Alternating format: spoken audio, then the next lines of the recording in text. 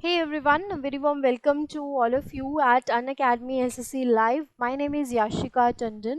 So today I am going to discuss with you one of the most important biology questions. So चलिए quick review करते हैं इन questions का, साथ साथ मैं आपको बहुत सारी इसमें एक्स्ट्रा नॉलेज दूंगी जो आपको पता होनी चाहिए, राइट? तो सबसे पहला क्वेश्चन आप देखिएगा, यहाँ पर आपके सामने आता है, हिंदी और इंग्लिश दोनों में लिखा गया है, तो आपको कोई दिक्कत नहीं होने वाली है।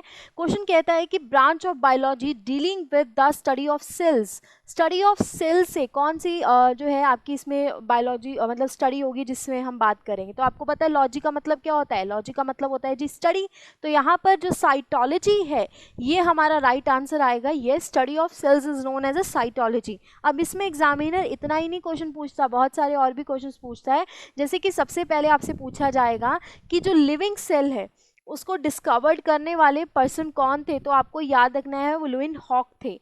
ठीक है, लुईन हॉक ने पहली बार जो है आपके लिविंग सेल को देखा। अब उसी के बाद सबसे पहले अगर हम बात करते हैं, उनसे पहले जो है डेड सेल देखने वाले कौन थे, वो आपके थे रॉबर्ट हुकी। ठीक है, तो पहले सबसे पहले देखा रॉबर्ट हुकी ने, देन लिविंग सेल आपके देखा लुईन हॉक ने। तो यहाँ पर कई बार आपसे ये भी पूछ लिया जाता है कि फादर ऑफ सेल बायोलॉजी कौन है, तो वो आपको याद रखना है, वो है रॉबर्ट हुकी। उसी तरीके से रॉबर्ट हुकी से मुझे एक और चीज़ याद आती है कि जो सेल होता है उसमें एक न्यूक्लियस पाया जाता है। ठीक है, अब ये जो न्यूक्लियस है ये किसके द्वारा डिस्कवर्ड किया गया, ये भी आपको पता होना चाहिए, वो किया गया रॉबर्ट ब्राउन के द्वारा, राइट। अब न्यूक्लियस जो होता है ये काफ़ी इंपॉर्टेंट होता है, तो ये भी आपको पता होना चाहिए कि जो है इसको बोला जाता है ब्रेन ऑफ द सेल। अब यहीं पर एग्जामिनर एक और चीज़ पूछता है, हिस्टोलॉजी का मतलब क्या होता है। तो देखो हमारे जो ब्लड होता है, या अगर आप अपनी बारे में बात करते हो तो यू नो दैट कि हमारी बॉडी में बहुत तरीके के सेल्स पाए जाते हैं। ठीक है, अब आप अपने ब्लड के बारे में बात करते हो तो ब्लड में आप देखोगे रेड ब्लड सेल्स पाए जाते हैं, वाइट ब्लड सेल्स पाए जाते हैं, ब्लड प्लेटल्स पाए जाते हैं। ये जो सारे सेल्स होते हैं कुछ एक ही तरीके का काम करते हैं, थोड़ी एक ही तरीके के इनके करेक्टरिस्टिक्स होते हैं, राइट। जब हम इनको ग्रुप में रखते हैं तब हम इनको क्या बोलते हैं, टिश्यूज़ बोलते हैं। तो यहाँ पर जो टिश्यूज़ की स्टडी होती है उसको हम बोलते हैं हिस्टोलॉजी। तो आप देख पा रहे हो कि मैंने आपको एक ही क्वेश्चन में कितनी सारी नॉलेज जो है दे दी, राइट। आपको इसी तरीके से सारे क्वेश्चन सॉल्व करने हैं, तो ये काफ़ी इंपॉर्टेंट क्वेश्चन है। नेक्स्ट क्वेश्चन देखो, जो basic structure and functional unit होता है लिविंग ऑर्गेनिज्म का, वो कौन सा होता है, सेल, टिश्यूज, ऑर्गन या सिस्टम। तो यहाँ पर अगर हम बात करते हैं राइट आंसर जो हमारा आता है वो आता है सेल्स। जो बेसिक स्ट्रक्चर होता है हमारे फंक्शनल यूनिट का वो किसको बोला जाता है, सेल को बोला जाता है, यानी कि कोशिका को बोला जाता है। अब एक और चीज़ आपसे पूछी जाती है, ऐसा कौन सा माइक्रो ऑर्गेनिज्म है जिसमें सेल्स नहीं पाए जाते हैं, वो बच्चा आपका है वायरस। जो वायरस होता है इनमें सेल्स बिल्कुल नहीं पाए जाते, ये एक तरीके के नॉन लिविंग थिंग है, राइट। वहीं पर एक और चीज़ कई बार पूछी जाती है कि सबसे छोटा यानी कि स्मॉलेस्ट सेल जो है वो आपका किस में होगा, कौन से माइक्रो ऑर्गेनिक, कौन से बैक्टीरिया में होगा। तो आपको याद रखना है वो है आपका mycoplasma bacteria. Okay, very very important question, ऐसे क्वेश्चन बार बार आपसे एग्जामिनर पूछता है। नेक्स्ट क्वेश्चन देखो, जो प्लाज्मा मेम्ब्रेन होता है यूकैरियोटिक सेल में is made up of, plasma membrane eukaryotic cell. अब यहाँ पर यूकैरियोटिक सेल का मतलब क्या है, यूकैरियोटिक सेल्स वो सेल्स होते हैं जिनमें न्यूक्लियस जो होता है वो वेल डिफाइंड नहीं होता है। अब इसका मतलब क्या है, वेल डिफाइंड का मतलब क्या है, देखो आपका जो सेल होता है उसमें एक न्यूक्लियस पाया जाता है। अब ये जो न्यूक्लियस होता है इसके आउटर एरिया में एक आपका कवरेज होती है जिसको हम बोलते हैं न्यूक्लियस मेम्ब्रेन। ठीक है, अब कुछ सेल्स में ये मेम्ब्रेन पाया जाता है, कुछ सेल्स में ये मेम्ब्रेन ही नहीं पाया जाता। तो जिन सेल्स में ये मेम्ब्रेन वगैरह पाया जाता है तो उसको हम बोलते हैं यूकैरियोटिक सेल्स, जिन सेल्स में ये मेम्ब्रेन नहीं पाया जाता उनको हम बोलते हैं प्रोकैरियोटिक सेल। अब यहाँ पे प्लाज्मा मेम्ब्रेन का मतलब क्या है, मेम्ब्रेन का मतलब होता है कवरेज एरिया। ठीक है, अब ये किससे बना होता है ये आपसे पूछा गया है, ये आपको याद रखना है, ये बना होता है फॉस्फेट से। फॉस्फेट का मतलब क्या है, ये एक तरीके का मटीरियल है। ठीक है, इसी तरीके से समटाइम्स एग्जामिनर आपसे ये भी पूछता है कि जो सेल वॉल होती है, राइट, जो सेल वॉल होती है प्लांट की वो कौन से मटेरियल से बनी होती है, तो वो आपको याद रखना है सेलुलोज नाम के मटेरियल से बनी होती है। ठीक है, ऐसे क्वेश्चंस एग्जामिनर आपसे बायोलॉजी में पूछता है।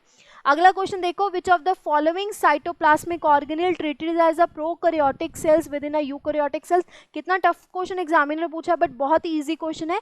देखो जो सेल्स होते हैं उन सेल्स में बहुत सारी चीजें पाई जाती हैं, बहुत सारे ऑर्गन्स पाए जाते हैं, जैसे कि न्यूक्लियस हो गया, क्रोमोसोम्स हो गया, ठीक है, इस तरीके के। इनको हम क्या कहते हैं, इनको हम कहते हैं सेल ऑर्गन्स। ठीक है, बीच में जो पार्ट पाए जाते हैं इनको सेल ऑर्गन्स कहते हैं। सेल के अंदर क्या होता है, एक लिक्विड पाया जाता है जिसको बोला था साइटोप्लाज्म। क्या बोला जाता है, साइटोप्लाज्म। अब ये साइटोप्लाज्म में ये जो ऑर्गन्स पाए जा रहे हैं इनको क्या हम बोलेंगे, साइटोप्लाज्मिक ऑर्गेनेल्स। ठीक है, तो इनको ट्रीट किया जाता है एज अ माइटोकॉन्ड्रिया। माइटोकॉन्ड्रिया दोनों सेल्स में पाए जाते हैं, इनको क्या बोलते हैं, power house of the cell. क्या बोला जाता है, power house of the cell, क्योंकि ये क्या करता है, एनर्जी जनरेट करता है। ठीक है, उसके बाद यहीं पर लाइसम्स भी काफी इंपॉर्टेंट होते हैं, इनको बोला जाता है सुसाइडल बैग। क्या बोला जाता है, सुसाइडल बैग, यानी कि आत्मघाता की जो थैली होती है ये बोला जाता है। क्यों बोला जाता है कि एक्चुअली क्या होता है कि जो आपके सेल्स होते हैं वो अपना जो है एक टाइम पीरियड तक ही जिंदा रहते हैं, उसके बाद मर जाते हैं। अब अगर आपकी बॉडी में डेड सेल्स रहेंगे तो वो टॉक्सिसिटी पैदा करेंगे।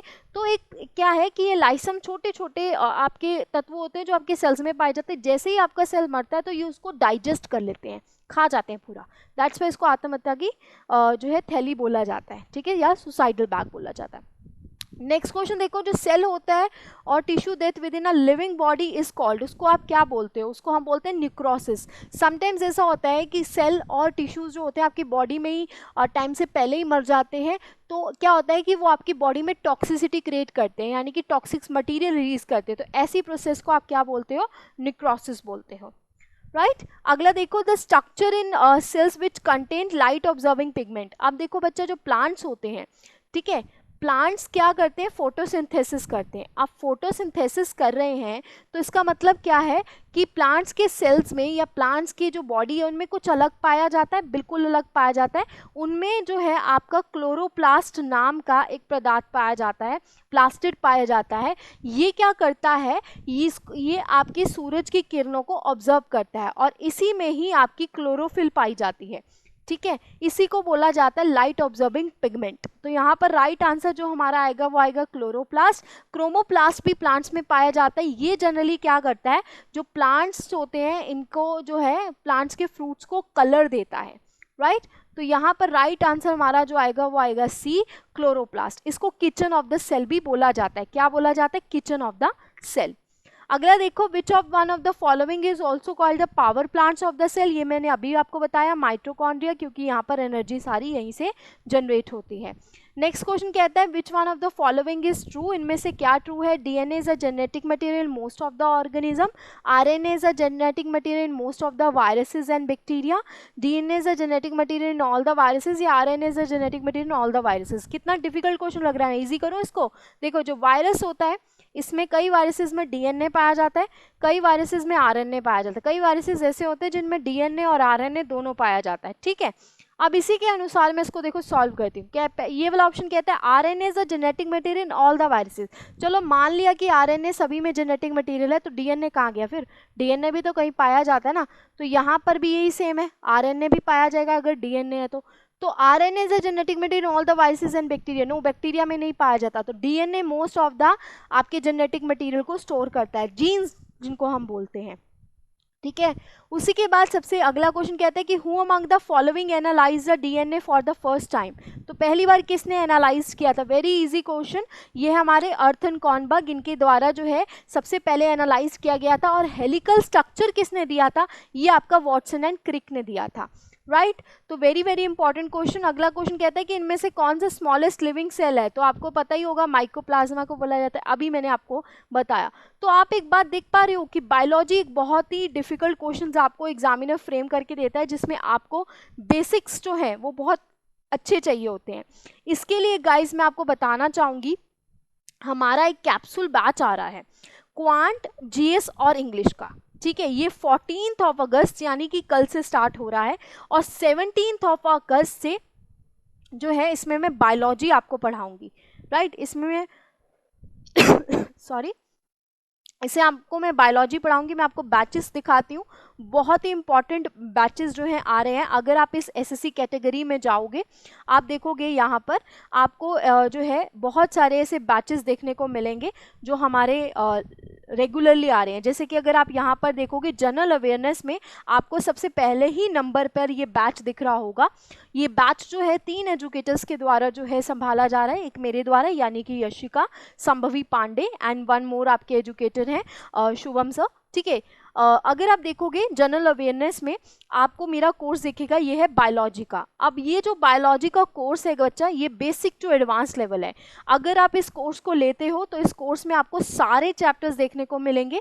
आप देख पा रहे हो diversity of living organisms, cell biology, previous year question session मैंने रखा है, टिश्यूज के बारे में आपको बताया, plant tissue, microbiology, human biology, each and everything just 10 days में। जिस तरीके से मैंने आपके सामने ये सारे क्वेश्चन सॉल्व किए हैं, उसी तरीके से आप भी क्वेश्चन सॉल्व कर पाओगे। इवनली इस बैच में एक और बहुत अच्छी बात आती है, अगर आप यहाँ पर देखोगे आपको क्वांटिटेटिव एप्लीट्यूड का भी बहुत सारा बढ़िया क्रैश कोर्स मिलता है जिसमें प्रैक्टिस सेशन है। अगर आप इसको देखोगे तो इसमें भी बहुत सारी चीज़ें आपको देखने को मिलेंगी, जिसमें आपके शुभम सर आपको बार चार्ट, मिक्स चार्ट, ये सारी डाटा इंटरप्रिटेशन के बारे में या कैलकुलेशन के बारे में बताएंगे। एंड इन इंग्लिश आपको Sambhavi Pandey word roots and crash course दोनों देगी, वोकैबुलरी का, राइट, दोनों देंगे वो आपको। तो यहाँ पर अगर आप देख पा रहे हो काफ़ी अच्छा बैच है। और इसी के साथ साथ मैं आपको और चीज़ बताना चाहूँगी, जैसे आप मेरी प्रोफाइल पे जाते हो, ये मेरी प्रोफाइल है, आप इस प्रोफाइल पे अगर जाओगे आपको बहुत सारी और भी जैसे कोर्सेज बैचेस मिलेंगे। आपको एक और चीज़ बताना चाहूँगी, इंडिविजुअल कोर्स में अगर सपोज करो कि आप जनरल साइंस में फॉर एग्जाम्पल लैक करते हो, राइट, तो आप यहाँ पर देख पा रहे हो कि एक कोर्स है क्रैश कोर्स ऑन 7th के लिए आपका एनसीईआरटी का, crash course on biology, crash course on 6 NCERTs, आपके एनसीईआरटीज के भी बैच चल रहे हैं। इवनली हमारे केमिस्ट्री का बैच भी चल रहा है।